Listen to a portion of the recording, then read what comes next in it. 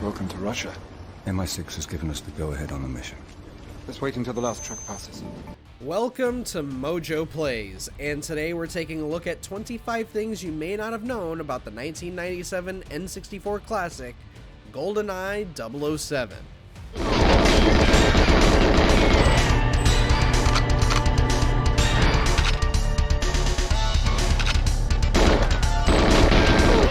Before we begin, we publish new videos all week long, so be sure to subscribe to MojoPlays and ring the bell to be notified about our latest videos. Dimes are forever and ever. Initially, GoldenEye 007 was never meant to be a first-person shooter. It wasn't even on the table when pre-production had begun. Rare actually had plans to approach the 007 IP the same way every other video game company approached licensed games. Make it an action platformer!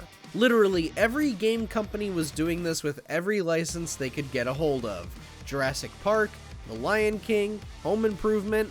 No movie or TV show got anything super unique, and the idea of a 3D FPS didn't strike Rare until Martin Hollis was brought in to direct what would become GoldenEye 007.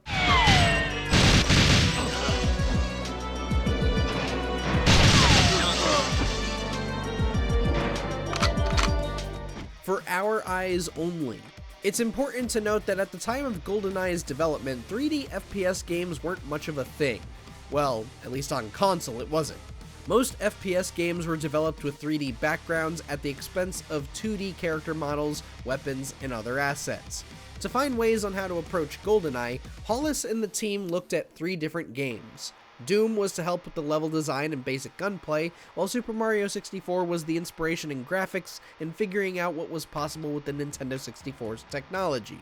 The third game that was the inspiration for how aiming would work was Virtua Cop, the on-rails arcade shooter from Sega. Evo. Evo. Evo. The living dev kits.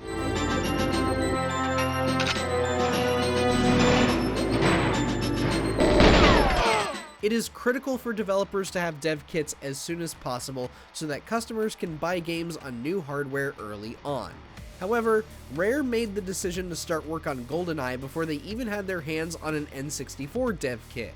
This is the equivalent to building the plane as you're trying to fly it. So how did they even manage to get any work done? Well, by estimations, basically. For a while, Rare only used an SGI Onyx and whatever custom software they had received from Nintendo for previous projects. And this was not the only self-inflicted handicap that they would face during development.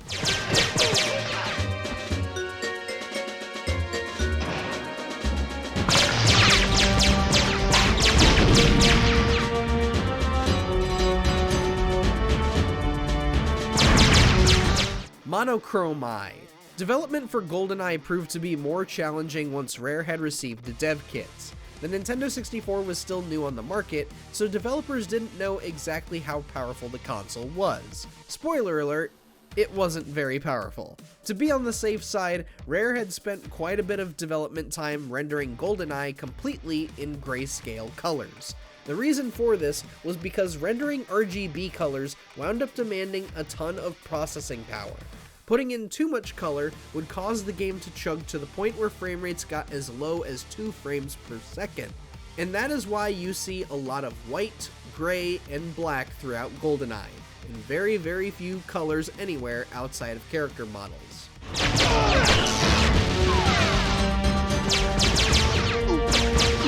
A view to possibly kill? During the N64's lifespan, Rare had a tendency to try and find ways to turn Nintendo accessories into new mechanics or features for games. One concept they wanted to try involved the Game Boy camera and the Nintendo 64 transfer pack. Rare thought it'd be cool to give players the ability to use pictures of themselves, friends, or family as faces for in-game enemies and NPCs. The idea was swiftly thrown away when concerns arose about certain individuals using the feature for nefarious, much darker purposes. It didn't help that politicians and parents were having intense discussions about violence in video games during GoldenEye's development, and so the idea was scrapped entirely.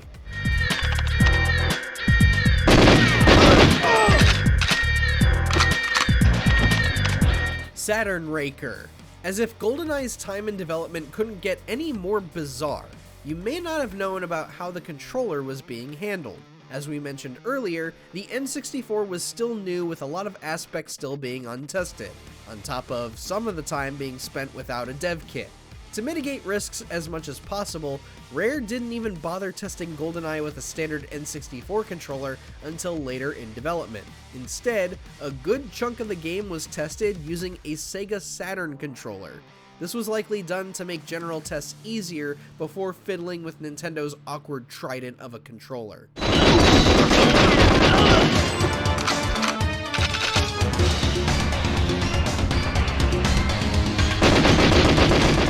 Dr. Notendo.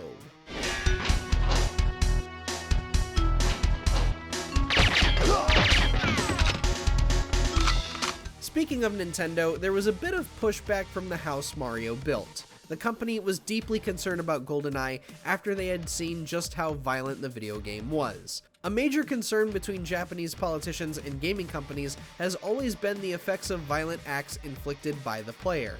And for decades, Nintendo has tried to maintain a somewhat squeaky clean image. To remedy Nintendo's worries, Rare threw in an end credit sequence that showed off the characters in the same way a movie does with its actors. But that wasn't the only time Nintendo had issues with GoldenEye. Casino Royale pre-Casino Royale.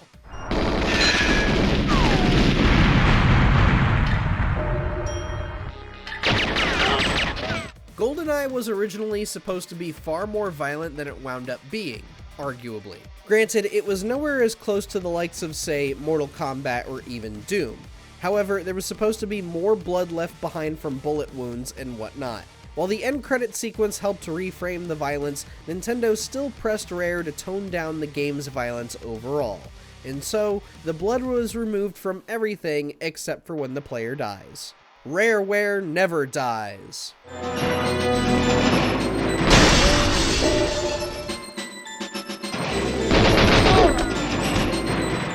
By now, you're probably thinking about the character Dr. Dowak, the double agent you meet up within the facility level. As many gaming enthusiasts know, Dr. Dowak is based on Rare staff member David Dowak, who had worked on GoldenEye throughout its development. But that's not the only character based on a Rare staff member. With the exception of key characters from the movie, every enemy and NPC you come across has the face of other Rare developers and are even unlockable characters in the multiplayer mode. You could say they have been forever immortalized, just as so many other people have been, average and famous. The man with the killer instinct. Fight ready.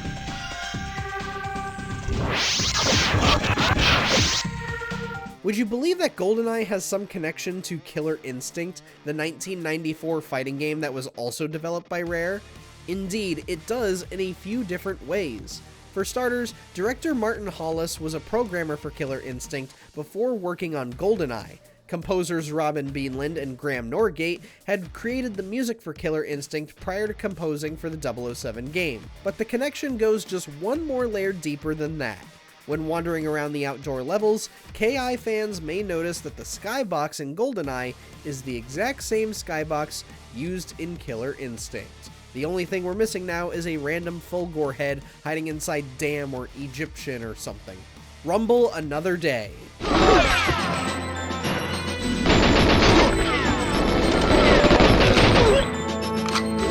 As we mentioned earlier, Rare really liked to mess around with Nintendo products in hopes of turning accessories into new ways to play games.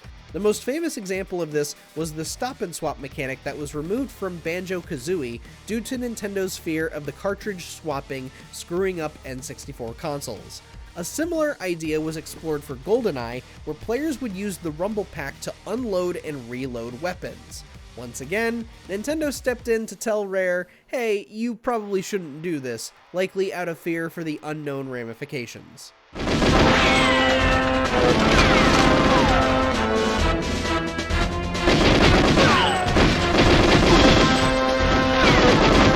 On Her Majesty's secret stealth mechanics.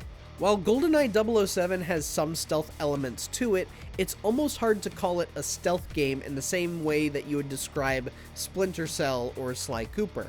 However, despite the technical limitations, it did implement a system to give players room for stealthy approaches. Whenever you fire a weapon, a certain radius emits to detect if there were any enemies within it at the time the shot was fired. If the player fires immediately after the previous shot, the radius grows in size. This is why some moments may feel like enemies from the other side of the map are suddenly starting to hunt you down.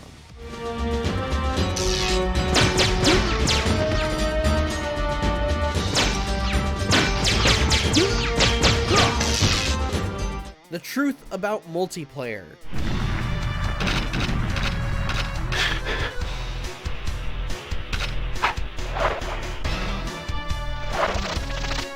One of the most memorable aspects of GoldenEye is, without a doubt, the multiplayer. We've spent so many nights playing Deathmatch, Golden Gun, and more with friends. It's almost hard to imagine that GoldenEye almost never had multiplayer in the first place. And it didn't. It wasn't until programmer Steve Ellis began messing with the game's code to get 4-player split screen working when multiplayer became an idea for the game. Rare managed to get multiplayer working in GoldenEye roughly 6 months before launch.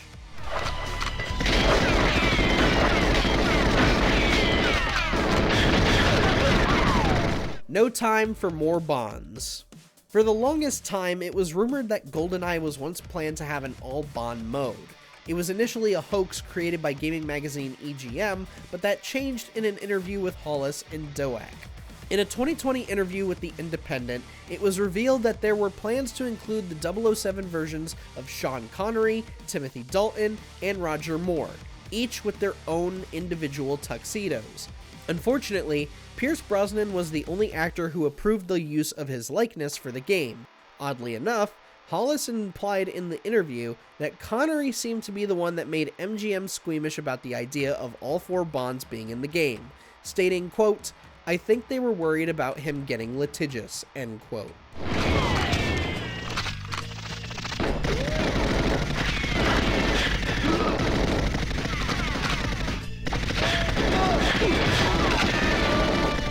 A legacy to never be shaken or stirred. So we all know about how GoldenEye 007 was this revolution in FPS games for consoles, and how it was one of the best N64 games ever made. But rarely do you ever hear about the numbers to really get a sense of how big of a deal this was. During its entire run on the market, GoldenEye 007 managed to sell more than 8 million copies, a number many AAA game companies struggled to reach in their lifetimes. Not only that, GoldenEye became the 3rd best-selling game on the Nintendo 64. What could have possibly beaten it? Well, a certain plucky plumber and his kart racing spinoff.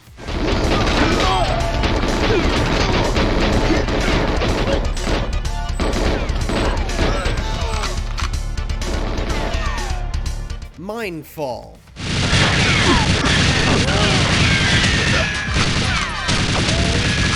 Every once in a while, you see fans briefly entertain the idea of James Bond being in the next Smash Brothers, likely because of how important GoldenEye was for the N64. There's heritage there.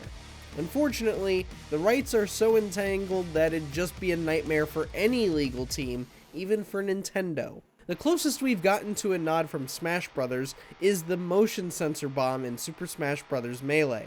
The weird part about this item is how the bomb's trophy description says the game it's from is top secret. Look, Sakurai, the similarities between this and GoldenEye's proximity mine are way too close for us to believe that this was an original design. Just saying.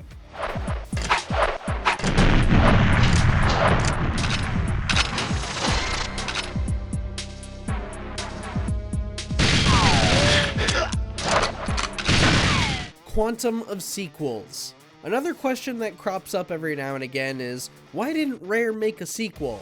That's an understandable question considering how well GoldenEye sold, and Rare did begin work on a sequel almost immediately. The next game was going to be based on the next 007 movie, Tomorrow Never Dies. Unfortunately, MGM wanted to look for other companies to sell the video game rights to. Rare tried their best to secure those rights, but they were ultimately outbid by publishing giant Electronic Arts. Unable to work on Bond, Rare wound up taking whatever assets they had and reworked them into their own spiritual successor, Perfect Dark.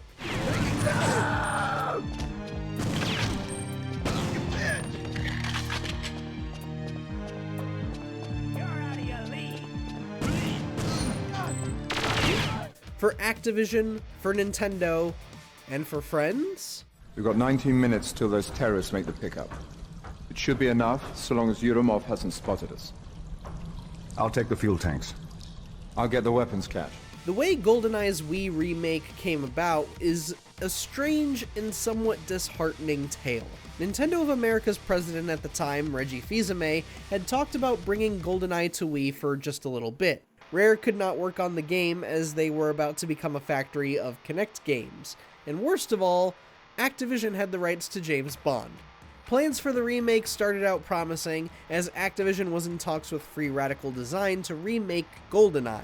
At the time, Free Radical consisted of former Rare staff, some of which had worked on the original GoldenEye. But just when the team began fiddling with prototype builds to pitch to Activision, the publisher found another studio to work with. No warning had been given. And to think we almost went from 007 to Perfect Dark to Time Splitters and back to Bond. Thanks, Activision.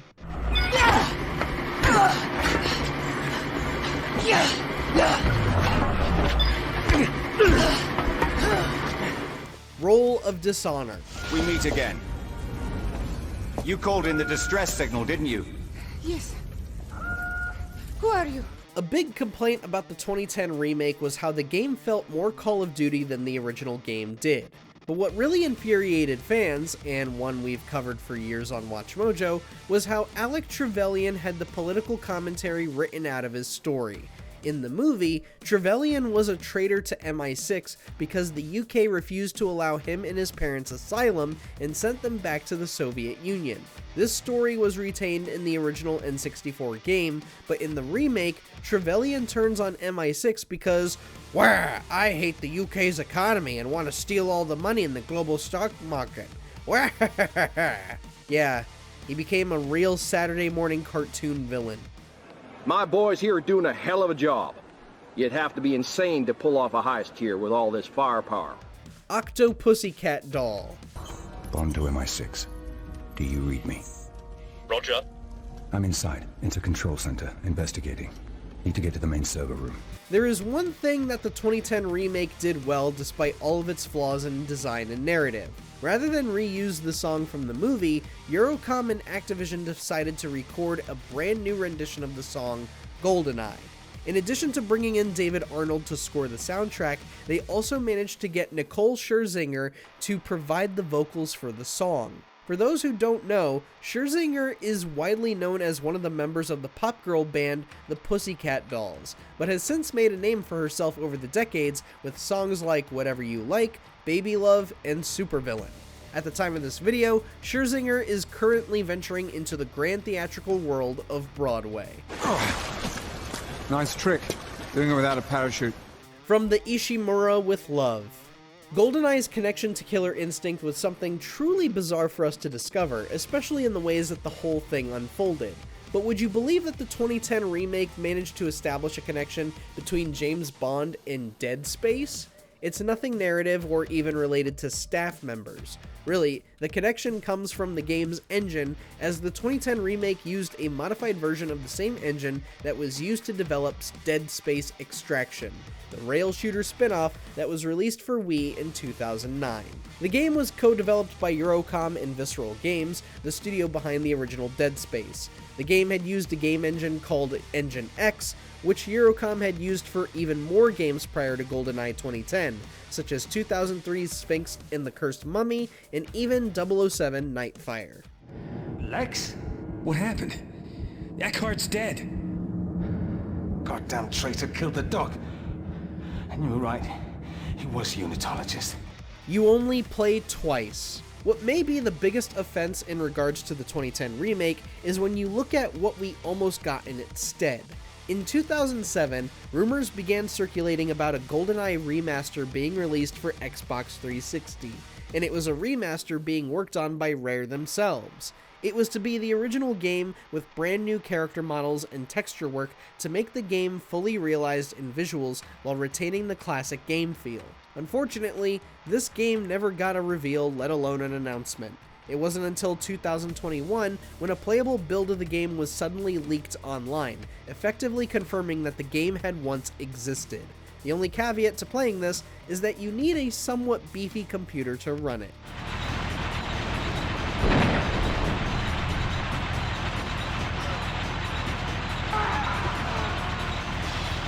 The indie dev who loved me. No glib remark? No pithy comeback?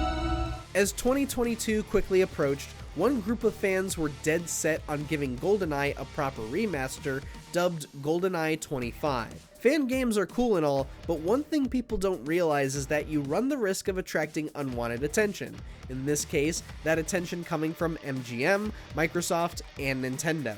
Just as GoldenEye 25 was finishing up, this group of fans received a cease and desist from MGM, forcing them to rework the game. They wound up forming a studio called Sweet Bandit Studios and turned the game into Deceive Inc., released in 2023. Today, Sweet Bandits is no more due to Deceive Inc.'s poor commercial performance. Never say never, except this one time.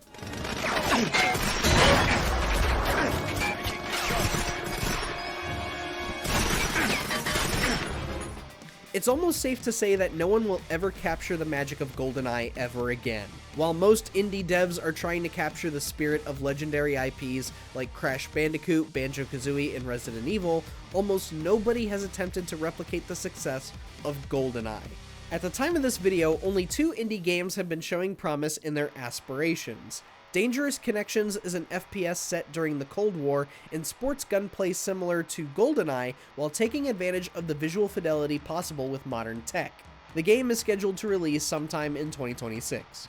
On the flip side, Agent 64, Spies Never Die, is focusing on cramming more ideas in design while retaining a polygonal look reminiscent of the Nintendo 64. We will definitely be keeping an eye on both of these titles, and we highly recommend you do the same.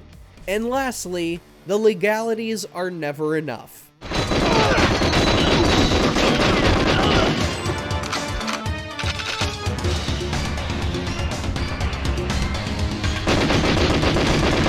So why does it seem so impossible to simply port GoldenEye over to modern hardware? The easy answer is, well, MGM makes it difficult, but that isn't entirely the case. There are more legal webs to video games than just who owns this IP. The problem for a game like GoldenEye is that all sorts of companies hold certain rights and licenses over the game.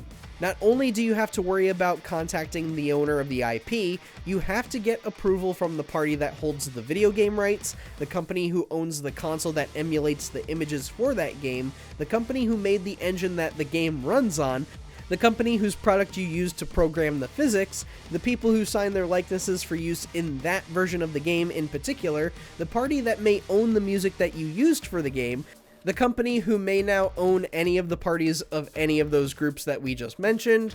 You get the idea. There's a lot of people involved. And just from that list alone, if you want to get GoldenEye just re-released, you will have to contact Eon Productions, the Broccoli family, Nintendo, Microsoft, MGM, Pierce Brosnan's agent, along with the agents of all of the other actors who lent their likenesses to the game, and whatever company Rare bought plugins from to make GoldenEye's custom engine. And we know that there are likely several more companies, or several more parties in general, involved than the ones that we just listed. It is that big of a pain.